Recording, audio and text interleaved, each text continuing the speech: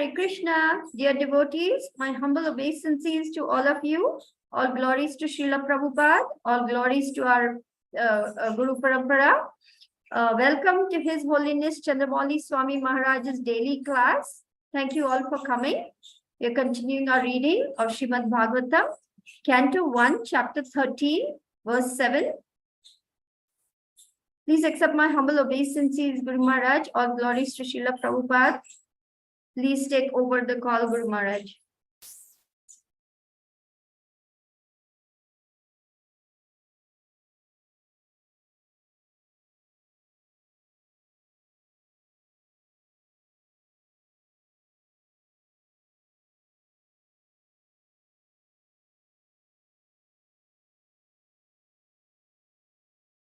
Maharaj, you're on mute. Would you please unmute?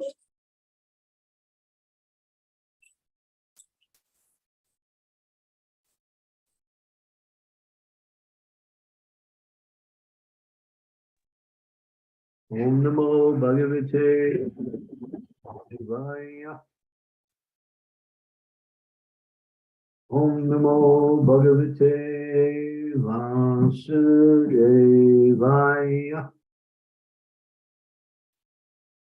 Om Namo Bhagavate Vasudevaya. Tam Bhuktam Vatam Vishratam Asinam Sukha Asine.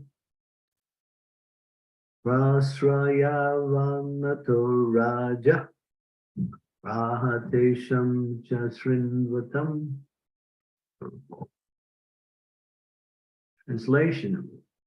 After Vidura had ate sumptuously, took sufficient rest, he was comfortably seated, and the king began to speak to him, and all who were present there listened. Purport. King Yudhisthira was expert in reception also, even in the case of his family members. Vidura was well received by all the family members by exchange of embraces and obeisances. After that, bathing and arrangement for a son.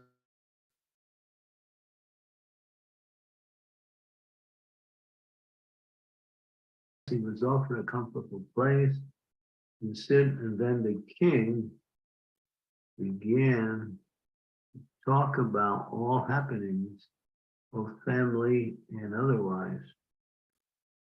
That is the proper way to receive a beloved friend or even an enemy. According to Indian moral codes, even an enemy received at home should be so well received that he will not feel any fearful situation. An enemy is always afraid of his enemy. This should not be so when he is received at home by his enemy. This means that a person, when received at home, should be treated as a relative. So what to speak of a family member like Vidura, who was the well-wisher for all the members of the family. Thus, Yudhisthira Maharaj began to speak in the presence of all the other members. Om Agyan Timidandasya Gyanandjana Salakaya Chaksun Militam Yena Tasmai Shri Gurave Namaha. Om Vishnu Padaya Krishna Prestaya Bhutale Shivakti Bhakti Vedanta Swami Niti Namine Namaste Saraswati Deve Gaudavani Pacharine Nirvisesa Sunyavadi Paschatya De Satarine Vachakalpa Tarubhisya Kripa Sindhupe Bacha Titanam Bhavanebhyo Vaishnavebhyo Namaha Jai Shri Krishna Chaitanya Prabhu Nityananda Sri Advaita Gadadhara Shivansari Gaura Bhaktivinoda Hare Krishna, Krishna Krishna, Hare Hare, Hare Rama, Hare Rama,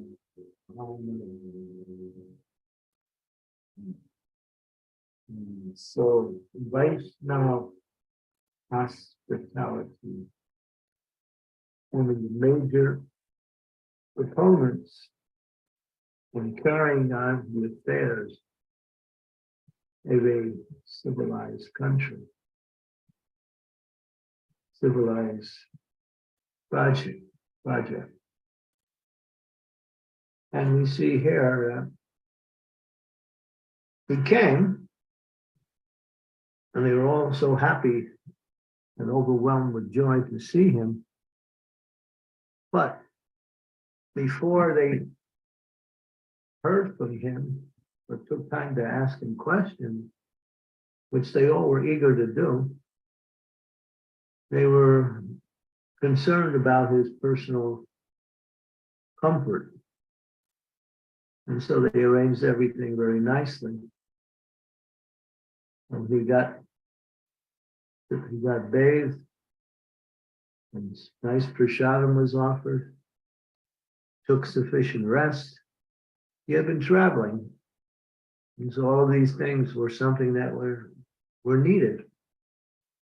And then after all that was done, then he comes into the assembly of the family members, and then everything begins. So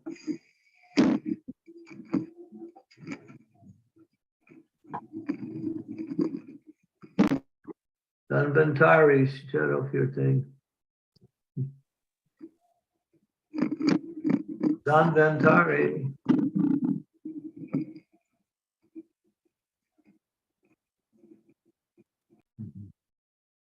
And so,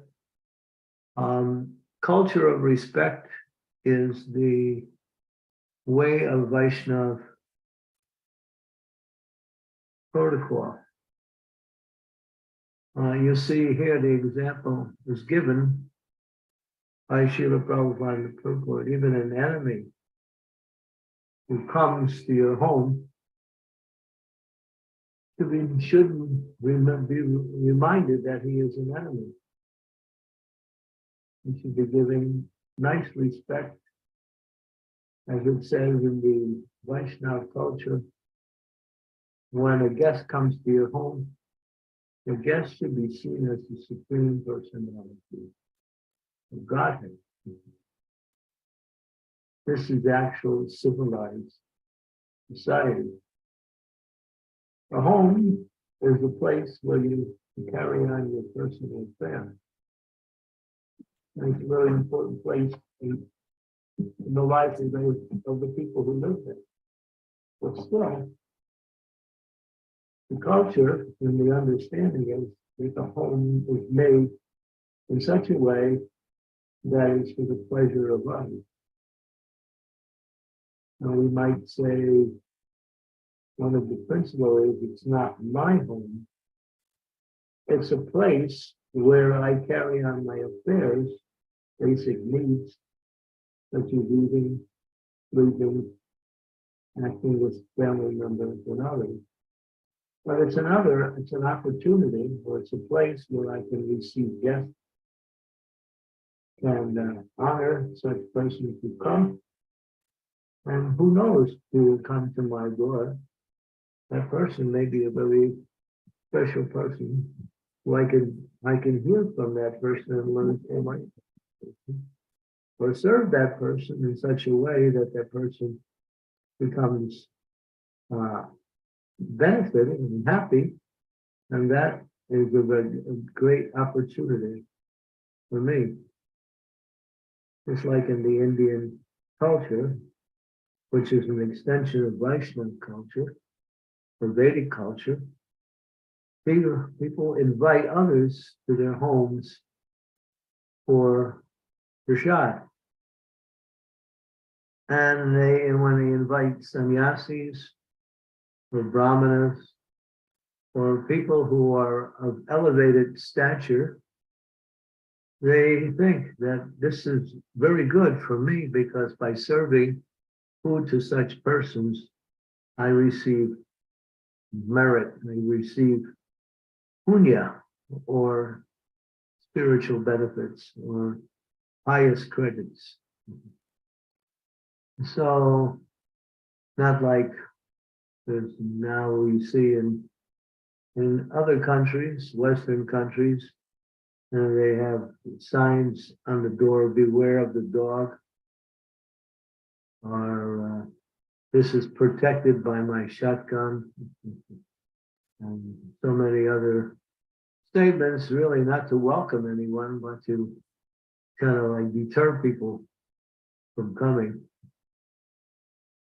And this is now Vedic culture. Prabhupada talks about how in India, if you're traveling and you walk across a person's land and you're a saintly person, they will come out with a garland and offer you a garland and maybe even welcome you into their home and give you a little foodstuff. They feel blessed that such a person has come into their home, into their life.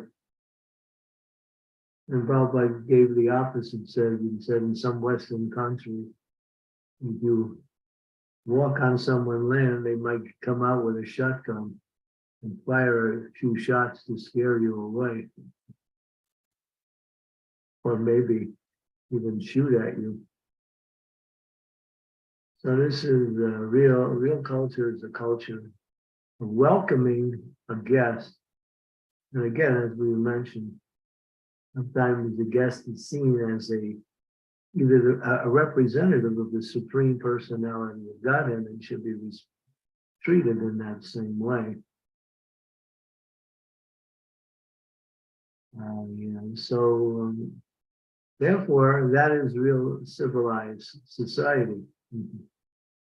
And welcoming guests, welcoming people on different levels of social and personal relationships is done in a certain way. But one of the things is that even if you're a poor person and someone comes to your home and you don't have anything, you should at least give them a place to sit and maybe a glass of water. And that will be sufficient to welcome the person.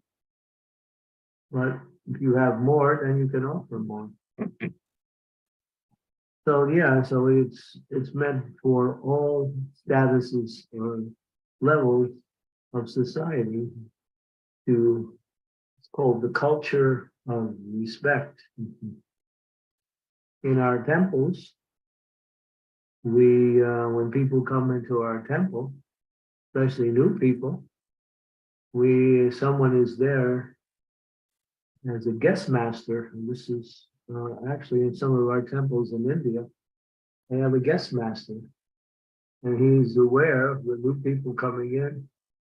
He'll come up, say some very sweet words of welcome. Maybe ask the person, how did you hear about our place? And thank you for coming. Give them a place to sit, or just give them a little tour of the temple and explain things to them. In other words, doing whatever you can to make them feel very much a part of the atmosphere. This is actual culture. I remember when I was in New Vrindavan, when we were busy doing our different services, and a guest would come, and the devotees would become a little alarmed. Oh, here's a guest. We have to stop our service to do that. And then sometimes the devotees would go the other way and leave the guest alone, and they just would wander around. Or they would find someone, and we would run around, find someone who maybe wasn't doing anything. You can go speak to that guest. I remember I was the pujari in Srila Prabhupada's palace, and guests would come in.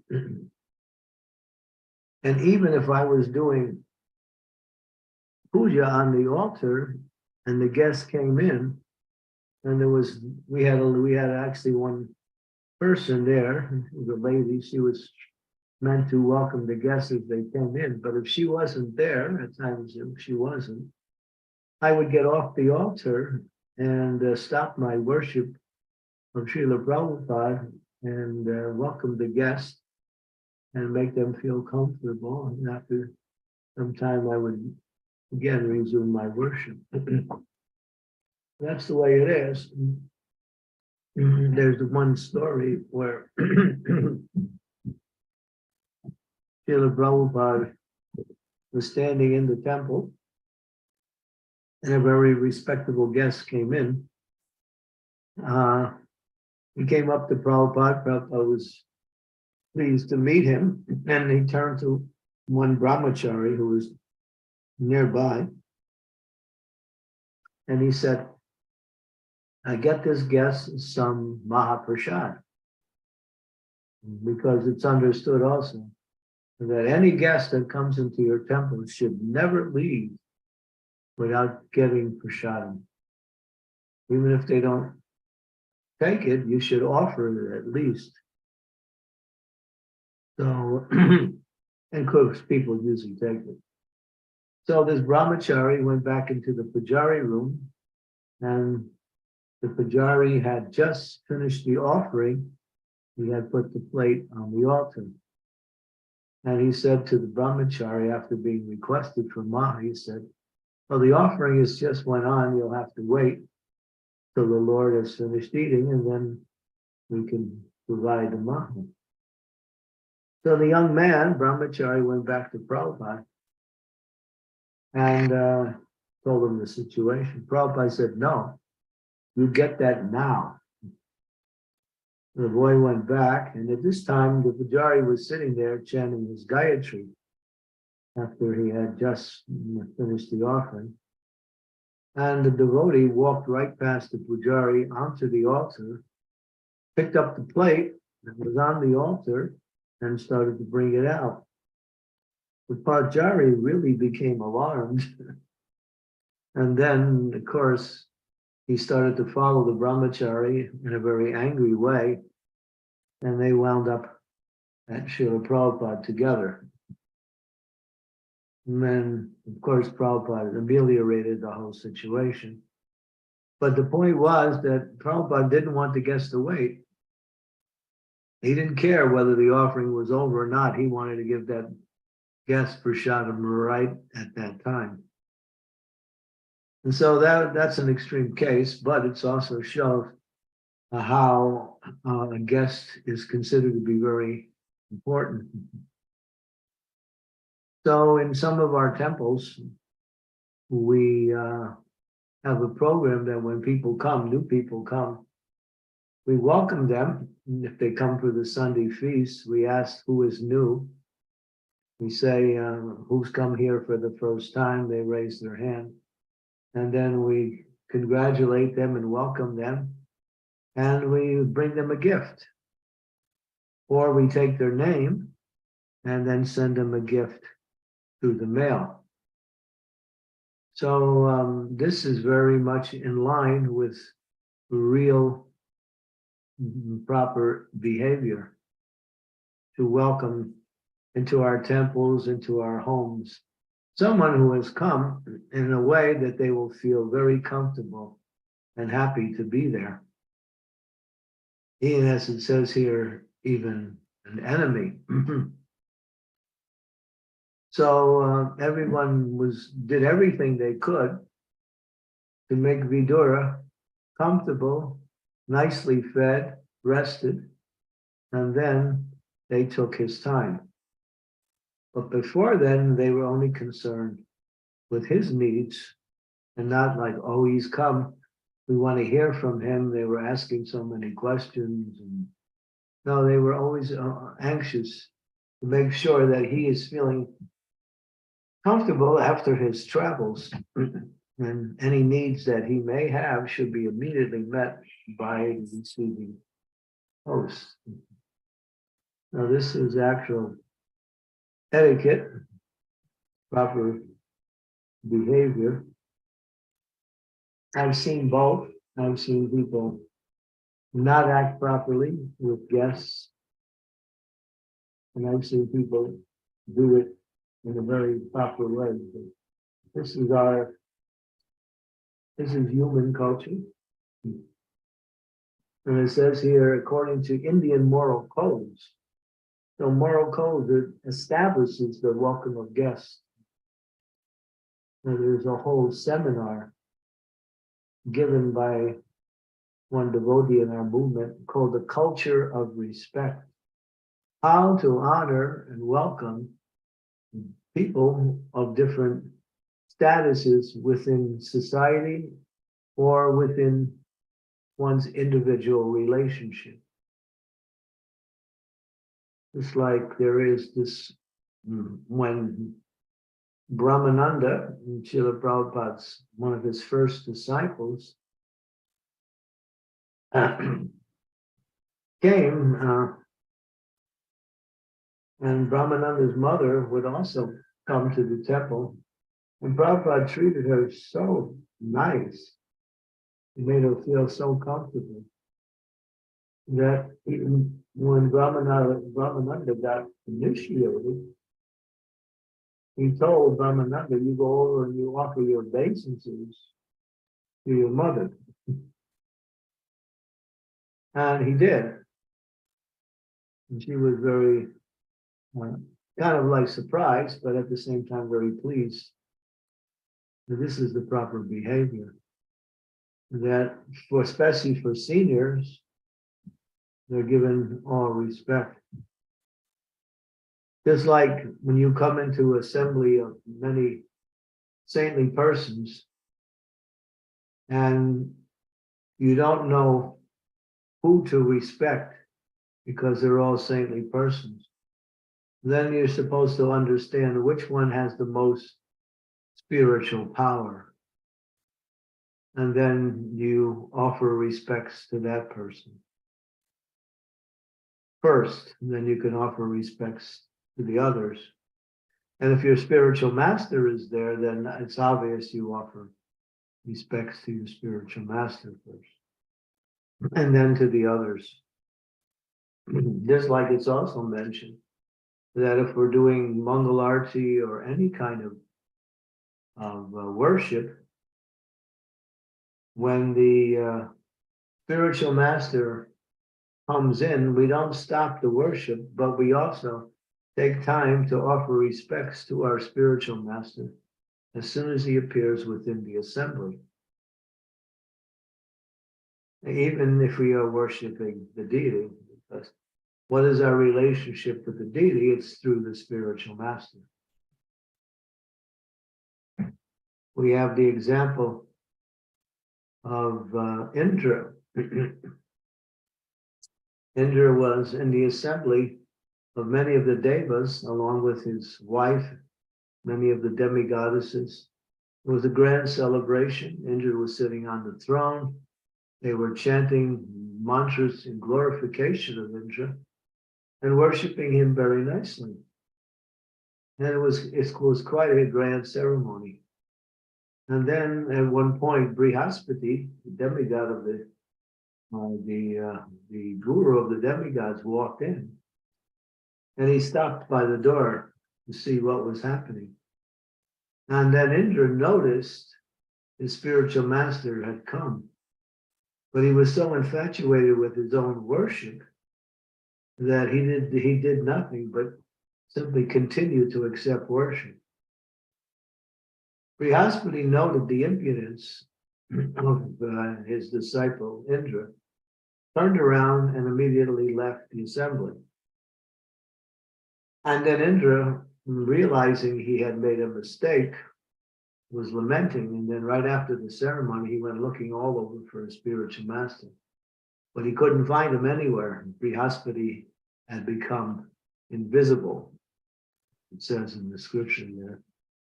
And Indra was in anxiety. He knew he had committed offense, and he wanted to make some apology, but he couldn't find his spiritual master. And so later on, because of that offense by omission, the demigods were defeated by the demons and lost possession of the heavenly realm because of that offense to Brihaspati. And that pastime is mentioned in the sixth canto of the Srimad Bhagavatam.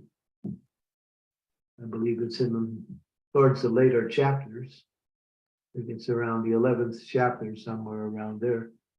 And how because of that offense, the demigods lost their position in the heavenly planets and were easily defeated by the demons. In fact, they were so unable to defend themselves, they simply left the heavenly realm and the demons took over automatically. So, not giving proper respect, or sometimes we make this mistake. Happens all the time. Somebody is talking to another person, and we walk up to one of the persons and start talking to that person, oblivious to the fact that that other person is talking with another person. And we think, oh, well, I have to talk to that person. We don't even care that they're talking to another person. That happens a lot. And that's also bad etiquette, and sometimes even a slight offense, that we're not honoring or respecting the fact that people are already engaged in something. And if we want to speak to them, we should wait or stand nearby and just be very patient. Like that. So I've seen that happen often. And then sometimes we have to say, well, excuse me, but I'll speak to you in a few minutes. I'm with this other person. But sometimes devotees get a little oblivious to that and just act like the other person's not there for some reason, and they're the only important one.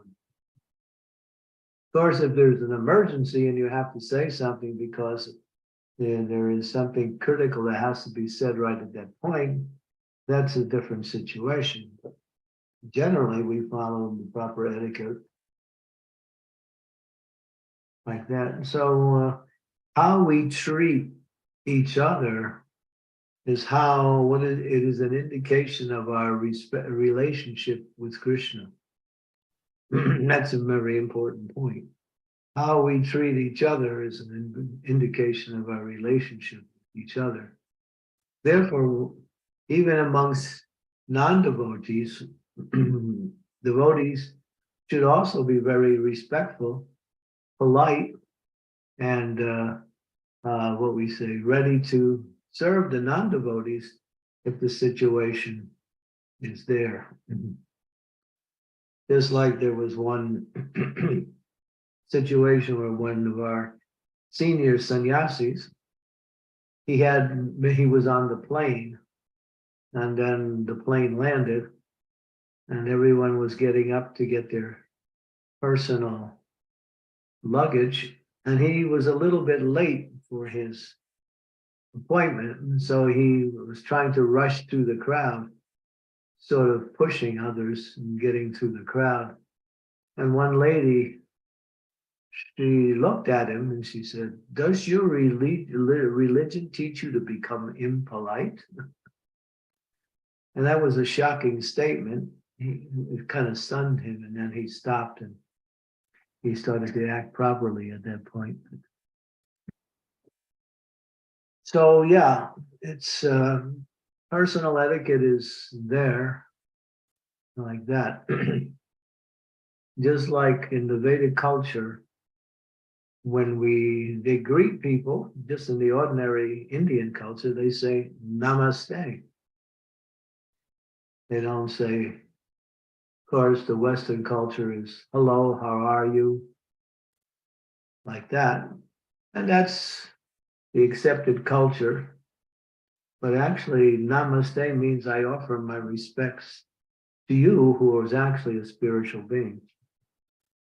You see that in many Indian airlines, when you get on the airline, sometimes the flight crew will be receiving you at the door and they will say namaste. Like that, sometimes fold their hands. So this is how we treat each other is really a reflection of our relationship with the Supreme Personality of Godhead. So, as Prabhupada said, when he was asked, how do you tell who is a Vaishnava? And Prabhupada said, he's a perfect gentleman, or she is a perfect lady. In other words, they give respects to others accordingly. And one should know how to give respects in different situations. There's a beautiful verse in the 11th chapter of this first canto, where maybe you could turn to that verse, Sri Devi. I believe it's first canto, 11th chapter, verse number 22.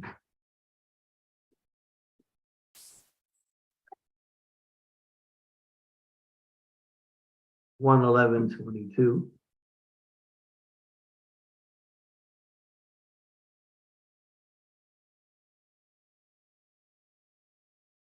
Well, let me see here if this is it. Yeah, this is it. The Almighty Lord greeted everyone present by bowing his head, exchanging greetings, embracing, shaking hands, looking and smiling, giving assurances, and awarding of benedictions, even to the lowest in the rank.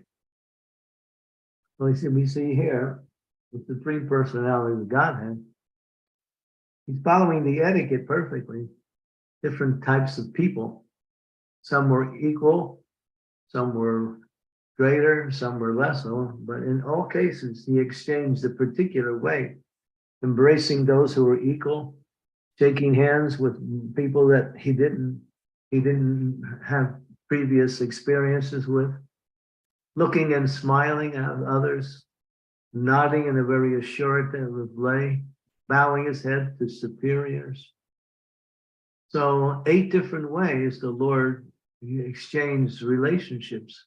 And he's teaching by example, and he's following the perfect etiquette, how one should receive the guests and how one should respond to those who are our hosts, like that. So this is a very important, as the Supreme Personality of Godhead, he is the cause of all causes. He's the person who receives respects and is not required to give back respects, but he does, because he likes to do that. And at the same time, he's also teaching how we should behave amongst ourselves, like that.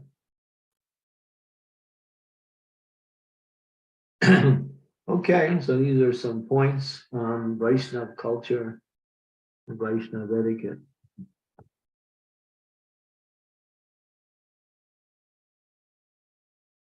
Such a nice lecture, Guru Maharaj, on Vaishnava etiquette and explaining how one must be very careful in dealing with even non-devotees.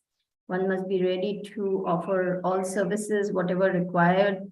Thank you also for pointing out the incident of Indra and Brihaspati, how one should not get carried away by one's position and neglect exalted personalities. So many wonderful points were brought out in today's class.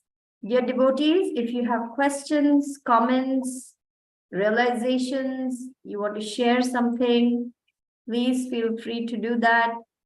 I'm going to check if anybody's. Okay, Guru Maharaj, while we are waiting for people to meditate and share their realizations or ask questions, I would like to ask a question that Revati Mataji had asked in class.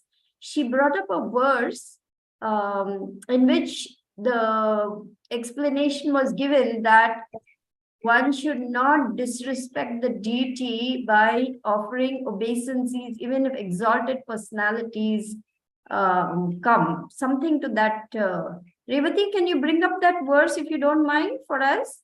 And I understand the verse, but it says when your spiritual master comes in, you should do that. If it's not your spiritual master, you don't have to. But if you want to, you can. So this is an injunction that follows that principle. That yes, when the deity is being worshipped, all attention should be on the deity. But then it gives a sub-injunction that, yeah, but if your spiritual master comes in, you should at least acknowledge his presence in some way. By folding your hands, maybe even offering obeisances if you want to. But in some way, you shouldn't completely ignore the fact that your spiritual master has come in and therefore go on with the worship. There should be some indication of offering of some acknowledgement of his presence. But if it's not your spiritual master, you may just go on with the worship. But for your own spiritual master, you must do it in some way or another. But actually, it says you can do it or you cannot do it. That's right. But it's recommended that you do it. Thank you. Thank you for the clarification. Revati Mataji, I hope that helps. We had been discussing that in a previous class. Dear devotees, if anyone has questions, feel free to... Okay, Scarlett Mataji would like to ask a question. Go ahead, Mataji. Hare Krishna, and thank you very much for today's class. How to say, so I have to do this way. I have read so many things about Vaishnava and etiquette and so on. Today, I got to hear even Indian and Indians' tradition and culture. And they do in India, they do in certain way. Does this mean that the whole India they are Vaishnava or no? It's just culture. Says Prabhupada said Indian moral code. He writes it in the Vaishnava culture is a little different, but Indian moral codes have different ways to honor people in different positions. And you see within the text it said Indian moral code. I have one question has to do with your lecture in Bhaktivinoda. Can I ask that question too? Well, I don't know. You just simply dropped the point that I just made. You didn't even respond to my answer. I understand you say that there is a Vaishnava and there is a culture, but it has nothing to do together. There is similarities, but there is differences also. Yes, I understand that. Okay. May I ask about the question that has to do with the manner? So to answer your question, Yes. it's not like everybody in India is Vaishnavas. No, I understand that. May I ask that question? We can wait, Scarlett. We'll wait for other people to ask questions and then we'll come back to you. Is that all right?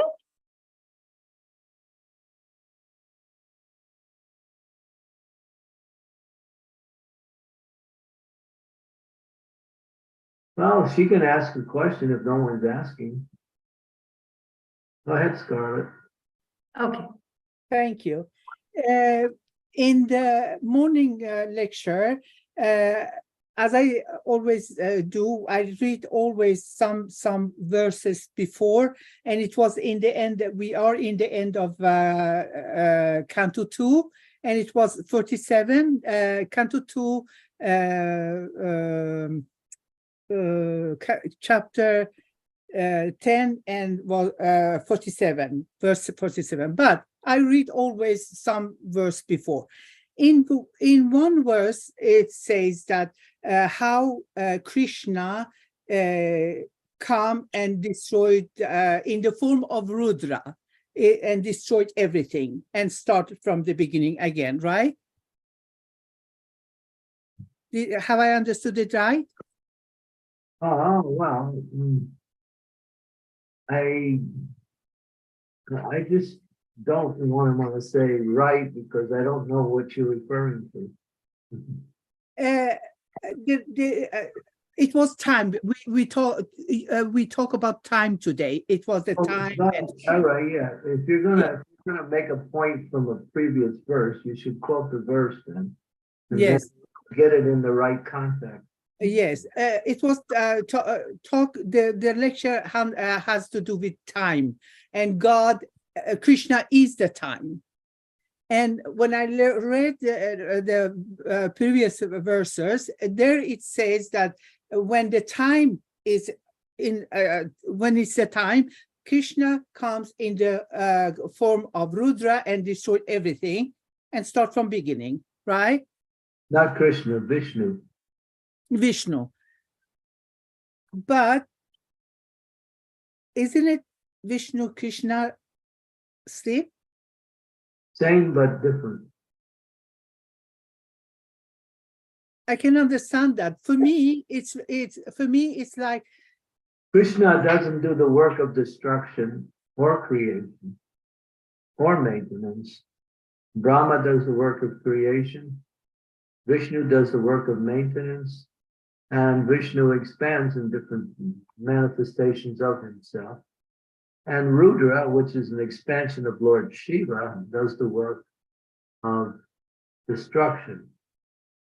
So, yeah, so Rudra, he is an expansion of Lord Shiva and not Krishna.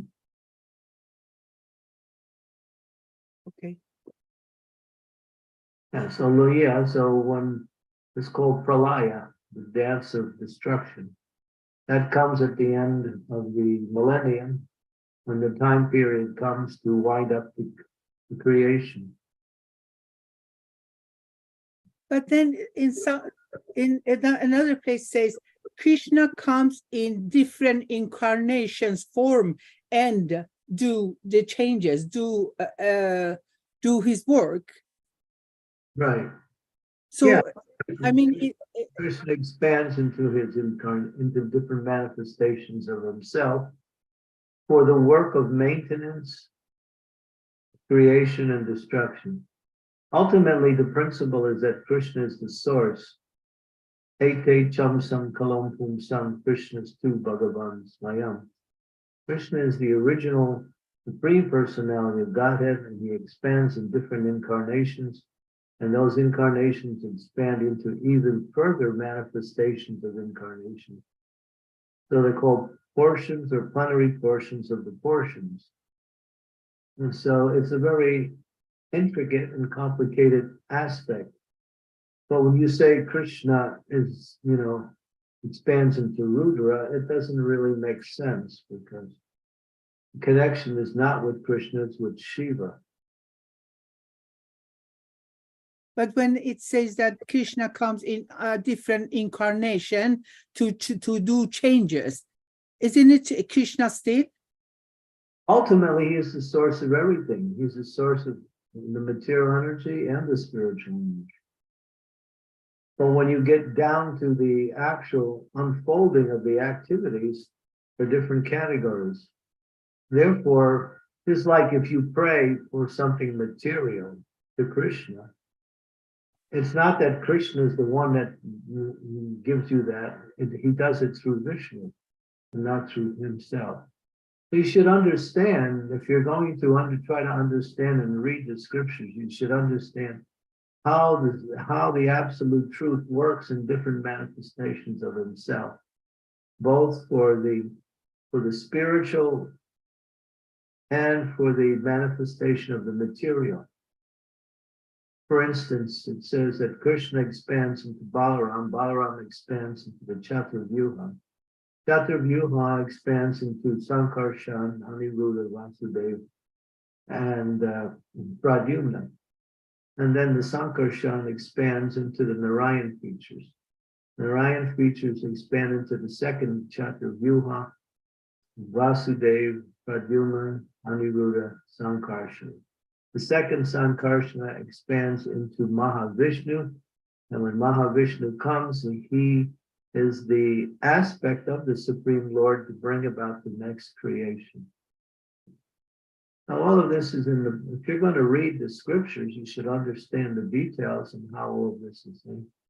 So you don't simplify or actually make it different than it actually is. Understand it the way it is. But ultimately, everything comes from the original source, Krishna's Tu Bhagavan Swayam. He is the source of everything, both material and spiritual. He says that in the Bhagavad Gita also. All material and spiritual worlds come from me.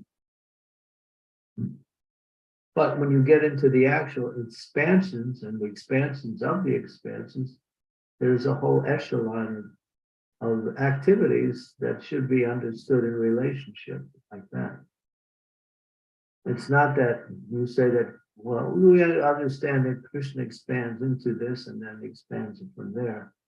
That's if you simply read the 3rd chapter of the 1st canto, Srimad Bhagavatam, or if you want even more detail, you read the 20th chapter of Madhya Lila, and where Lord Chaitanya is speaking to Sanatana Goswami about all the incarnations and manifestations of the Vishnu forms. So Krishna doesn't do anything in relationship to the material energy. He does it through Vishnu, who is one of his expansions.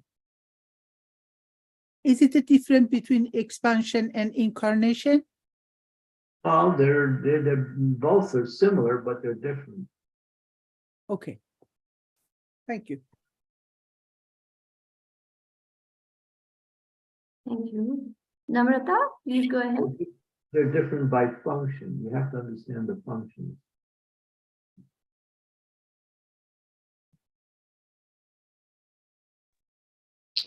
Hare Krishna. Humble obeisances, all glories to Shri Prabhupada. My question is practical, Guru Maharaj, relating chanting. You mentioned in today's class at the manner that while chanting, you should not rush. So, taking my example, I previously used to chant in average 7 minutes, one round, average 7 minutes. And then I reduced a little, chanting a little faster, trying to chant a little faster in 6 minutes, average 6 minutes. So yet in 6 minutes, I try to hear the mantra. And then when I heard in your class that we should not rush, and there was previously also, we discussed that, if your mind is jumping, you should try to chant faster. So I'm a little bit bewildered. Kindly please help me to, clear. I'll read what Srila Prabhupada wrote, and which was I was referring to. And this Okay. he says, concentrate fully on the sound vibration of the mantra, pronouncing each name distinctly, and gradually your speed in chanting will increase naturally. Do not think about chanting fast.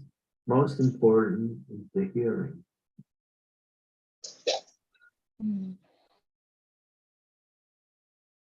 So don't worry, it's not so much, he says, about the speed, it's about the hearing. So hear nicely, and if you hear nicely, and you can only hear nicely if you're pronouncing clearly. Otherwise, you can't hear nicely if you're not pronouncing properly.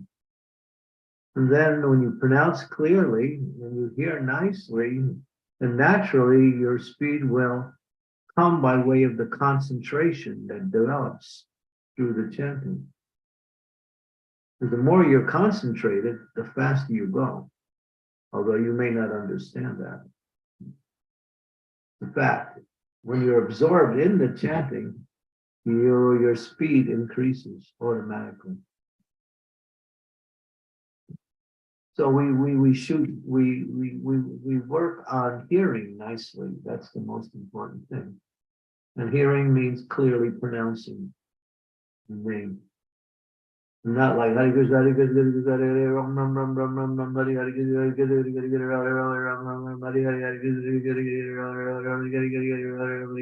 Hare Ram, Ram, Hare Hare. Not like that.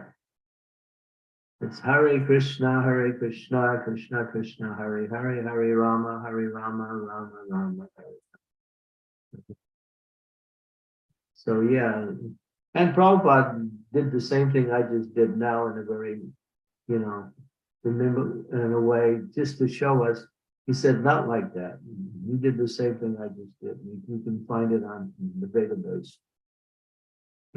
He was making fun of how the devotees chant. He said, not like that. Chant clearly, chant nicely. It's a mantra, it's a meditation, it's a prayer.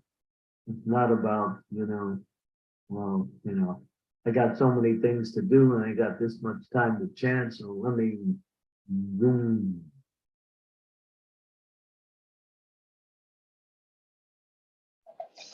Thank you. Thank you very much. Hare Krishna. I was with your cousin today. Yes, Kumar? I was with your cousin Mansi today. Oh, I haven't talked with her in a long time. I must talk to her then. Yeah. You two remind me of each other. They're very similar. She is my spiritual guide, so I really keep talking to her on and often. He's very, very Krishna conscious.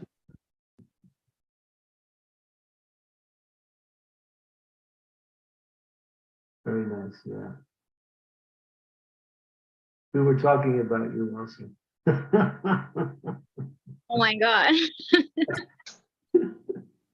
Then I must call her. What are the scopes of improvement? Yeah, she was telling me some things you were doing, and I was appreciating that.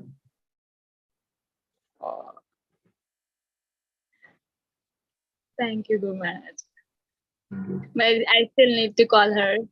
She, if I have done something in my spiritual life, that is all because of her. She has guided me so much, and since we are together since childhood, so she knows it better how to, you know, make me understand. So that has helped me a lot. Thank you. Hare Krishna. Hare Krishna. So Thank fast you. approved. Rupesh Prabhu. Hare Krishna Maharaj. Is there any concept of time in the spiritual world? Any concept of what? Time. Time, yeah. There's a concept of time, but there's no time.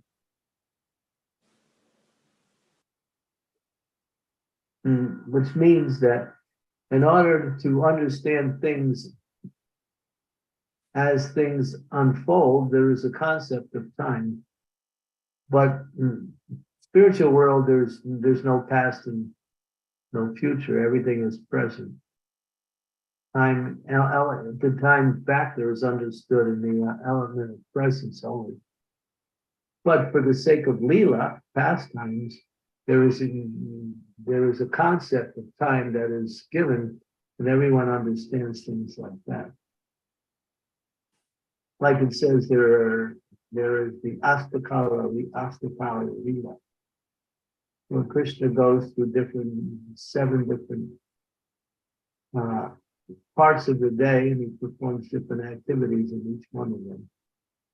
So that's mentioned there. Even in the spiritual world, there's morning, there's mid-morning, there's late morning, there's early afternoon, there's late afternoon, there's evening, and then there's late night.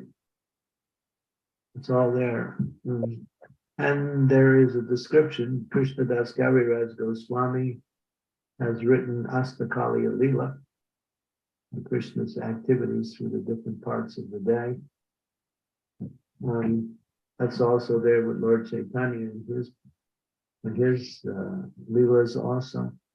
So just for the sake of understanding, the time concept is given in people recognize that there is a sequence to events. And then we could say that there is an element of the time factor, but ultimately the time factor is something that brings something about. and then moves it along and then destroys it. So in the material world, something is created, that's due to the course of time, and something, that same object moves through different stages until it gets to the object of vanquish, and then it no longer exists.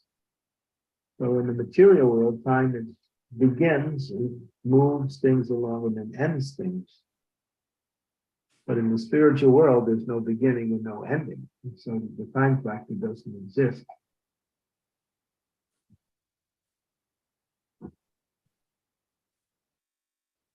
Maharaj. Thank you for getting me thoughts this morning. I feel pretty good now. You can't understand it. All you can do is accept the fact that that's how it is.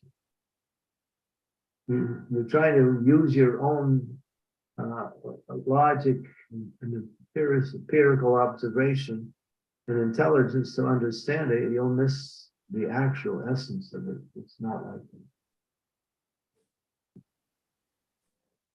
We only know things past, present, and future because we're conditioned by the material energy to think in it. Now, how can something always be in the present yet moves through an element of preconceived time? That's the achintya, of the inconceivable aspect of the spiritual existence. It's achintya, inconceivable.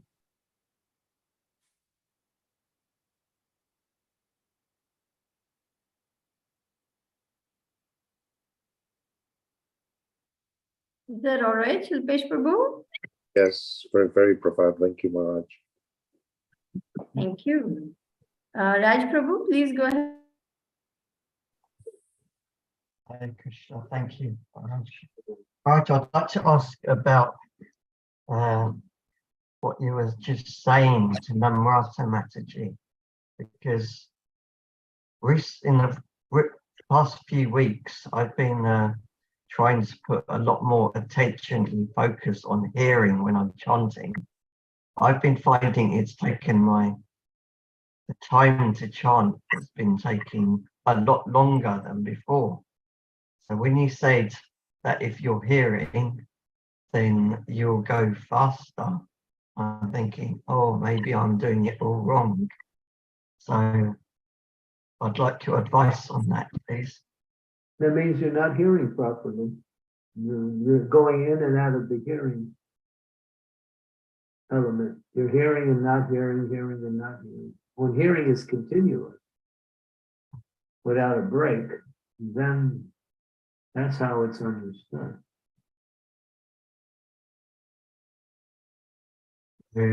What should I do? Just try harder? Try to hear nicely and try to concentrate on the sound. When the mind wanders, bring it back to the sound again. Mind will wander by thinking of other things, and just bring it back to the sound. That's it. When you constantly bring, and then, if you read the different statements that have been given about how to improve concentration, such as Sachinandana Swami's book, The Living Name, that's a very, very clear and direct and very effective explanation on how to increase the quality of our chanting through the process of applying certain techniques to bring about attention. But chanting is more than just the techniques of attention. It's about your devotion. So when you're chanting with devotion, then it becomes more easier to hear. It becomes more natural. You're putting your emotions in the mood of chanting. So Prabhupada would always say that one should chant in a helpless state of mind, or in a mood of calling out to Krishna.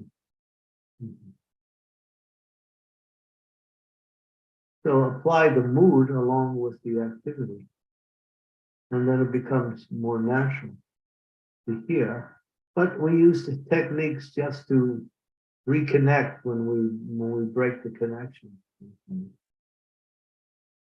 Like one very effective technique to continue the hearing process is listen to the verse Hare in the mantra.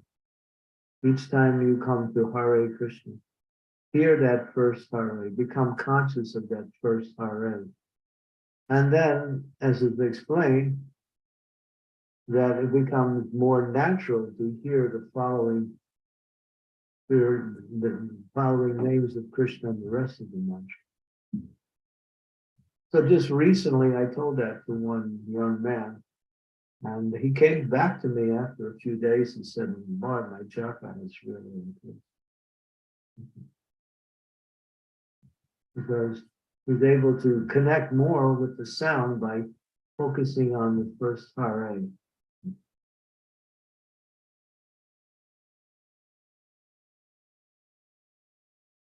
Thank you very much, Maharaj. And posture is a very important part of our chanting. They say the first thing you should align in your chanting is proper posture.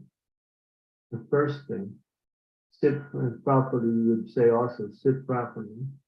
You sit in a chair, sit with your back completely straight. You're sitting cross-legged, back also has to be straight and erect. Like that.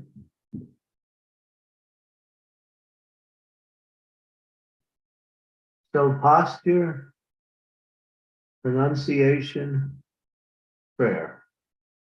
In that order. So first connect the posture, then carefully sound the words nicely, the names nicely, clearly.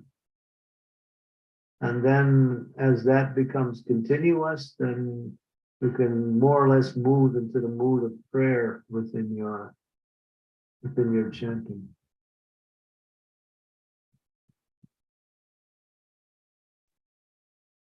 Thank you, Maharaj. And don't eat a lot at night because it'll ruin your japa in the morning.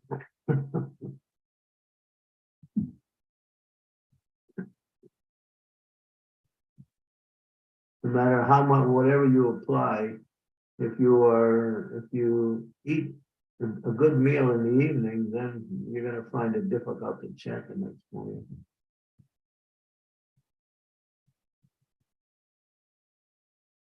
Therefore, it's recommended for devotees to eat, if you have to eat in the evening, eat very light, something simple, and don't eat so close to taking rest. If you're going to eat a meal in the evening, it should be at least 3 hours before you take rest.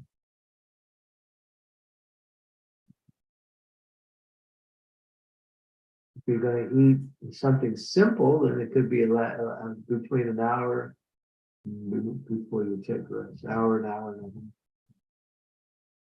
Depending on you. So you have to understand, chanting is not an isolated activity. What you do throughout the rest of the day is also going to influence the quality of your japa.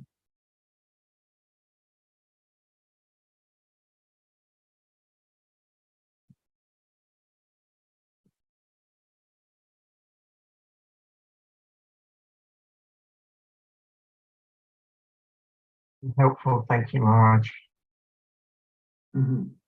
But practice. Japa, like everything else in Krishna consciousness, is constant practice with a desire to improve. So, out of all of the things we do, japa becomes sometimes routine, but we shouldn't let it fall into that category. It's not routine, it's the most essential of our spiritual activities is our chanting. And therefore, it should be given the most attention and the most understanding on how to perform it in the proper way.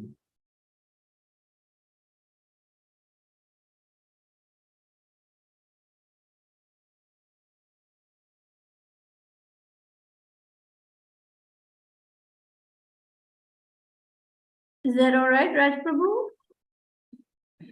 Very helpful. Thank you very much. We have Revati Mataji. Please go ahead, Revati. Yeah, thank you, Mataji. Hare Krishna, Guru Maharaj, please accept my humble obeisances. All glories to Srila Prabhupada. Just follow up on Prabhuji's, Raj Prabhu's question, like hearing, when we hear like from the class, so how can we practice, like, retain everything in the mind? Like we are hearing every day. So you have any techniques, Guru Maharaj, so that we can retain everything, whatever we hear from the class? If you're Shrutidara, then you can do that. That means one who remembers everything they hear. But this is Kali Yuga. In Kali Yuga, the mind is in a very debilitated state in this age. So we forget easily. So memory is one of the things that is reduced drastically in this age. We'll sit and listen to a whole lecture and we'll maybe want to remember one or two things out of the whole lecture. Sometimes we can't remember any of it. So sometimes devotees take notes and on key points while they're listening. But Prabhupada wasn't so much enthusiastic about that. Although I've seen many senior devotees and others take notes. It's not like you shouldn't do it, but Prabhupada said just try to hear. And then through concentrated hearing, you actually become purified. Even if you don't remember, if you're hearing properly and you're absorbing everything at the time it's being spoken, you're getting purified.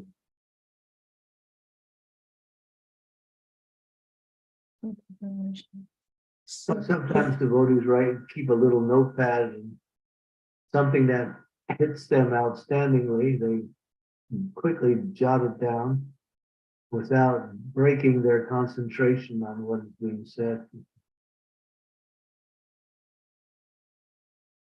That's an art too, when you can write something down at the same time you're still listening as the speaker is speaking.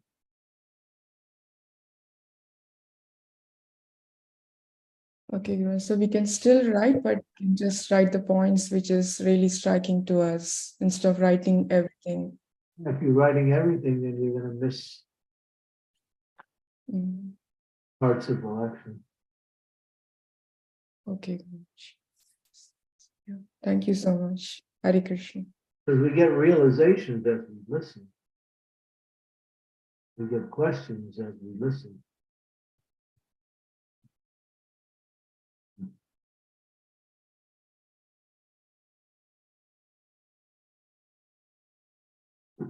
Okay, I think we are a little time period. Guru Maharaj, there's a question on chat by Janava. Do you have a minute or we'll take that next time? Go ahead. Hare Krishna Guru Maharaj, should we give same respect to all Vaishnavas, neophytes and advanced if we do not know them and do not expect respect for ourselves? Well, we should. The Lord Chaitanya has given the understanding that we should give respect to others. But it says, for 100 different categories of Vaishnavas, the respect is given to all three, but the respect is shown in different ways. So maybe for someone who's a neophyte devotee just beginning, respect could be in the mind. With one who is equal, we can offer obeisances, and one who is superior, we can be enthusiastic to offer some service and to hear from them. So that's mentioned how to give respects to different categories. And, if you turn to the 4th canto, 8th chapter, verse number 34,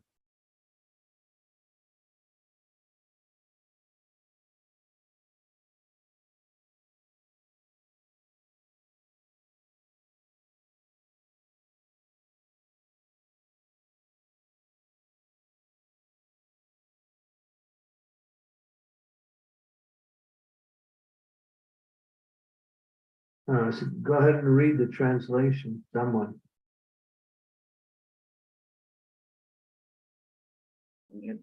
Every man should act like this. When he meets a person more qualified than himself, he should be very pleased. When he meets someone less qualified than himself, he should be compassionate towards him. And when he meets someone equal to himself, he should make friendship with him. In this way, one is never affected by the threefold miseries of this material world. Purport. Generally, when we find someone more qualified than ourselves, we become envious of him. When we find someone less qualified, we deride him. And when we find someone equal, we become very proud of our activities. These are the causes of all material tribulations. The great sage Narad therefore advised that a devotee should act perfectly. Instead of being envious of a more qualified man, one should be jolly to receive him. Instead of being oppressive to a less qualified man, one should be compassionate towards him just to raise him to the proper standard. And when one meets an equal, instead of being proud of one's own activities before him, one should treat him as a friend. One should also have compassion for the people in general who are suffering due to forgetfulness of Krishna. These important functions will make one happy within this material world. It's quite self-explanatory. So yeah, we relate to people on different levels in different ways. Thank you so much, Guru Maharaj, for a very exhaustive, very extensive presentation and so much clarification of so many important points in this journey of Krishna consciousness. We also thank all the devotees for their kind attention, their questions, their participation. Guru Maharaj, do we end the call now, or would you like to chant a round with all of us? No, time is not available. Okay. So we have to leave. We thank you most humbly, Maharaj, for all your mercy and your attention and your wonderful caring for all of us. Hare Krishna. Hare Krishna. Shiva Prabhupada ki jai. Thank you very much. Hare Krishna. Hare Krishna. Hare Krishna. Hare Krishna. Hare Krishna. Thank you. Thank you, Mataji. Thank you, Mataji. Hare Krishna. Thank you all so much for your kind participation. Hare Krishna.